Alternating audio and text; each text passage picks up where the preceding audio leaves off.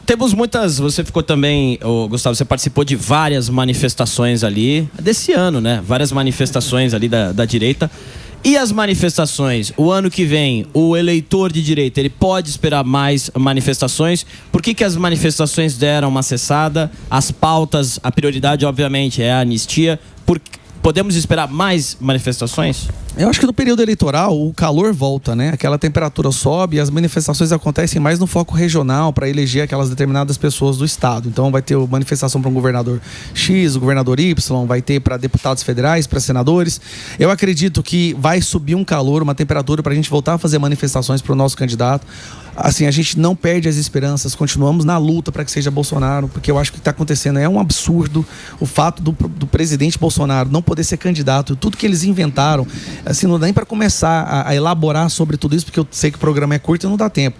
Mas a gente não pode aceitar, a gente não pode simplesmente baixar a cabeça e falar assim, não, realmente não vai ter como ser o Bolsonaro, não, vamos começar a ver que não existe isso. Não tem como, uma eleição sem o Bolsonaro para mim é golpe. Isso é uma percepção que muita gente tem. Nós vamos continuar trabalhando por isso. A não ser que ele fale, olha, então tá, eu vou indicar tal pessoa, eu vou indicar, sei lá, e tem a lista, o leque de opções tá aí, né? Mas ele vai indicar X ou Y, aí sim nós vamos trabalhar por essa pessoa. Mas a manifestação não só vai ser em prol desse candidato, mas ela vai acontecer também porque ninguém aguenta mais o que o governo tá fazendo com o Brasil, cara. Bicho, aqui no Brás, por exemplo, eu recebo vídeos direto hoje, acho que foi ontem, né? Nós estamos naquele período de final do ano, onde as pessoas já recebem um salário, elas já vão fazer uma comprinha extra logo de cara, porque tá vindo o 13º no final do mês, certo? O Brás vazio. 10 horas da manhã ontem, as ruas aqui completamente vazias.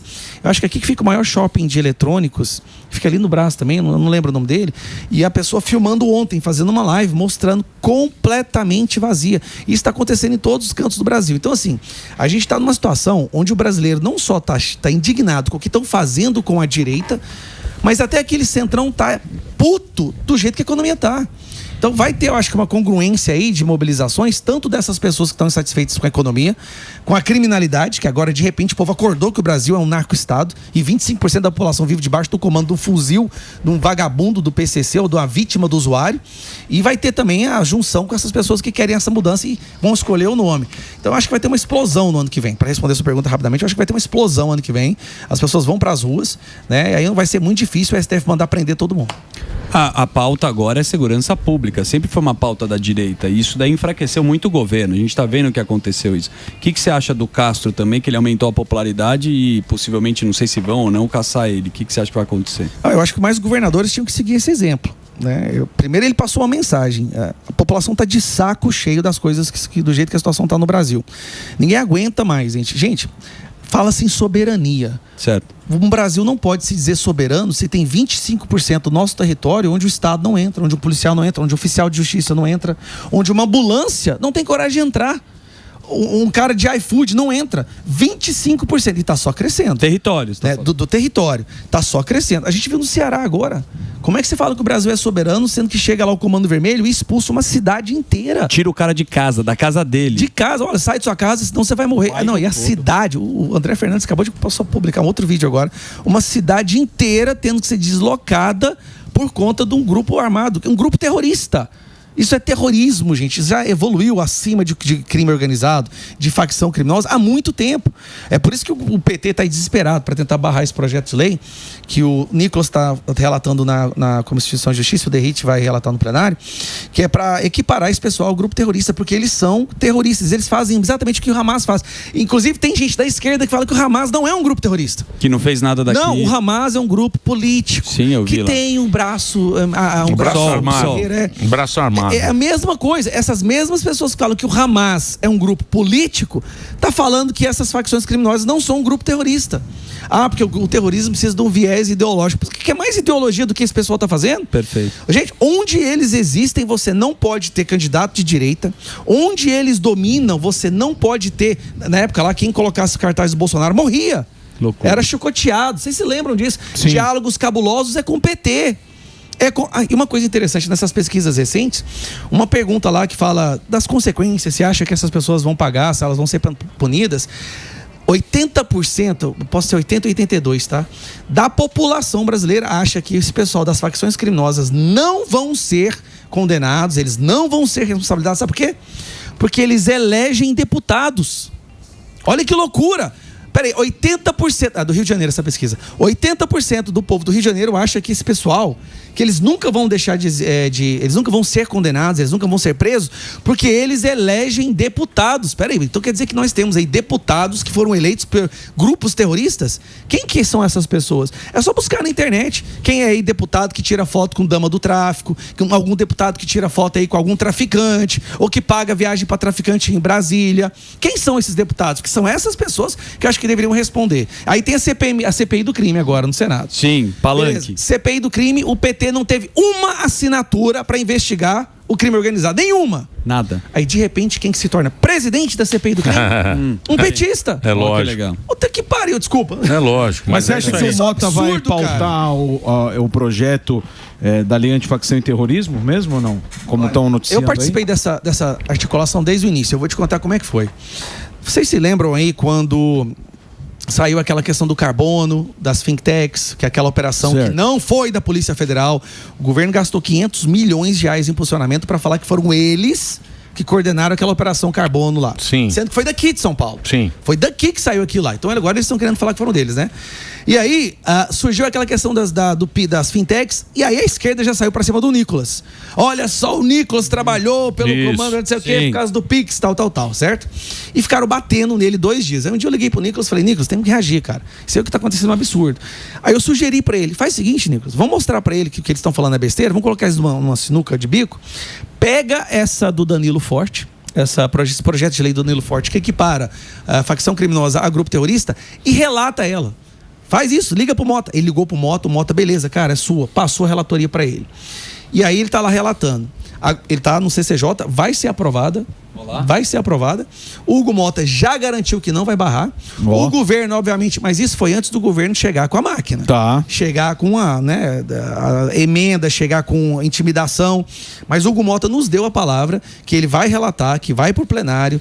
Já foi aprovada a urgência, se não me engano, CCJ. É notícia de hoje isso aí, falando que ele vai pautar. Vai relatar. Agora o governo tá querendo fazer o quê? Ele tá querendo vir com um band-aid no tiro-a-bala.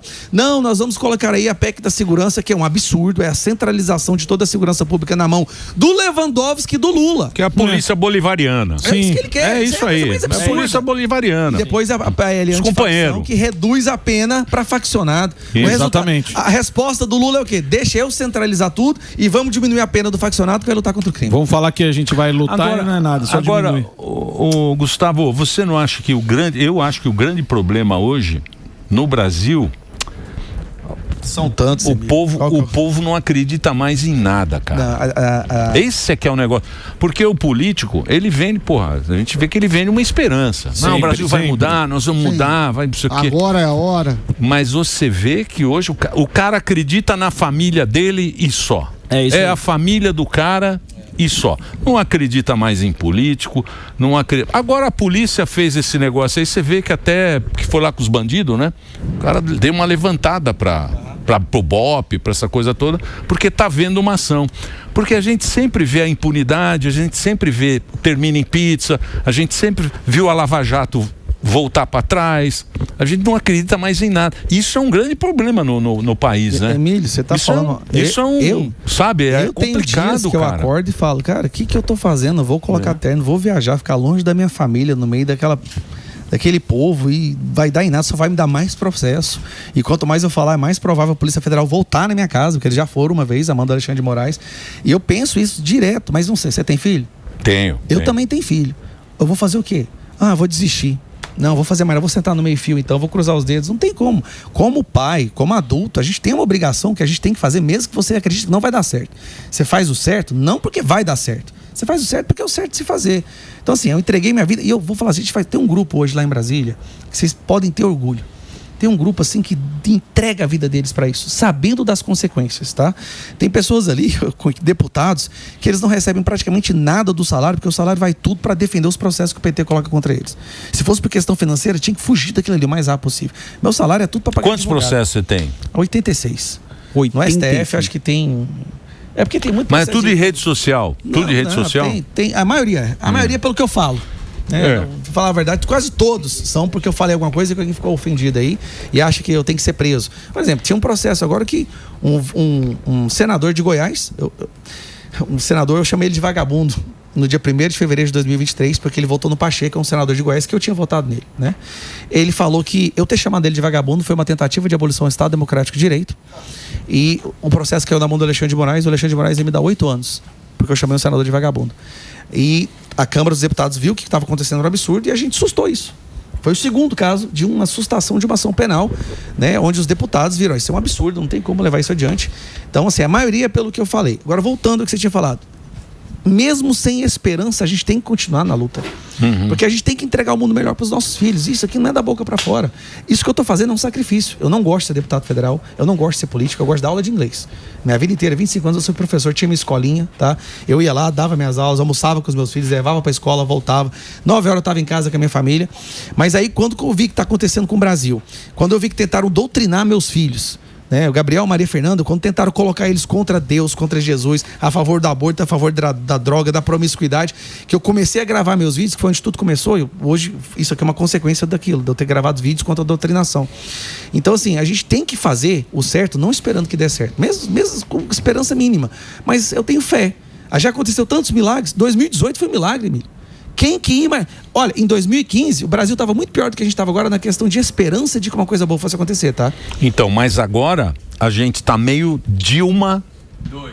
Tá meio chegando no mesmo caminho ali, né? Naquela Dilma lá. Naquela Dilma que tinha 80 e poucos por cento. O Sam me lembra disso. Sobre a Lava Jato, a gente esquece a corrupção no Brasil. Porém, a CPMI do INSS, só nesse programa que a gente aborda esse assunto. Existem blindagens, que eu gostaria que você falasse quais são elas, e isso vai para André Mendonça, né? Parece que é o André Mendonça que pode resolver essa situação. Que ponto que está a CPMI do INSS? Coitados dos velhinhos, e parece que a corrupção acabou no Brasil. É curioso, né? Você disse tudo. Nós estamos aí numa investigação dos maiores esquemas de corrupção do Brasil. Até no início dela, não era o maior em volume roubado, mas já está chegando lá. Certo. Mas foi a maior no questão de perversidade, de maldade.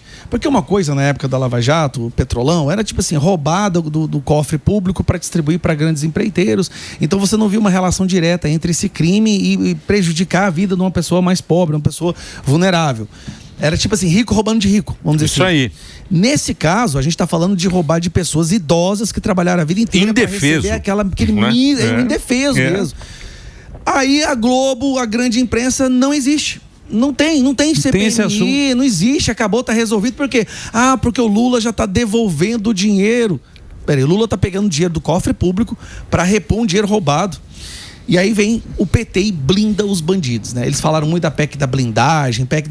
O PT tá blindando todos os corruptos, inclusive o irmão do Lula foi recusado a convocação dele, porque eles articularam. Aí eu vou te falar, cara, o que tá rolando de grana, de cargo público, para aquelas pessoas ir lá e não votar, o que o Brasil inteiro gostaria de ver. Então sobra o quê? Sobra aquela bolha da direita nas redes sociais divulgando algum jornalismo sério e sensato que tem aqui, tem Oeste, tem Gazeta, mas não alcança. A grande população, se você faz pesquisa, às vezes não sabem o que está acontecendo. Não, tá tendo CPMI, pensei que já tinha acabado, porque ninguém fala nada.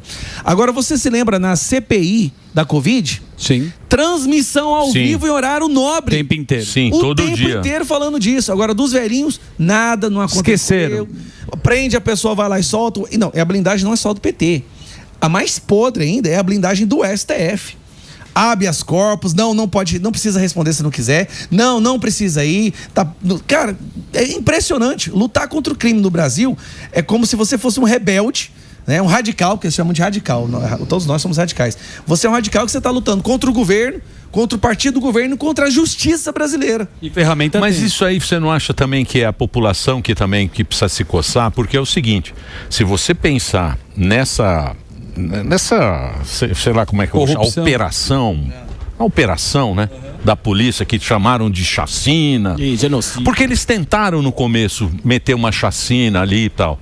A população disse não, tá certo. Não pegou. O que os caras fizeram, a polícia teve que o próprio Lula voltou para trás. O próprio Lula voltou atrás. Então também tem a população também que tem que ficar ligada no. Mas tudo depende da intensidade da indignação. Há muitos anos atrás houve outras operações, não com esse número de pessoas, mas houve outras operações, certo?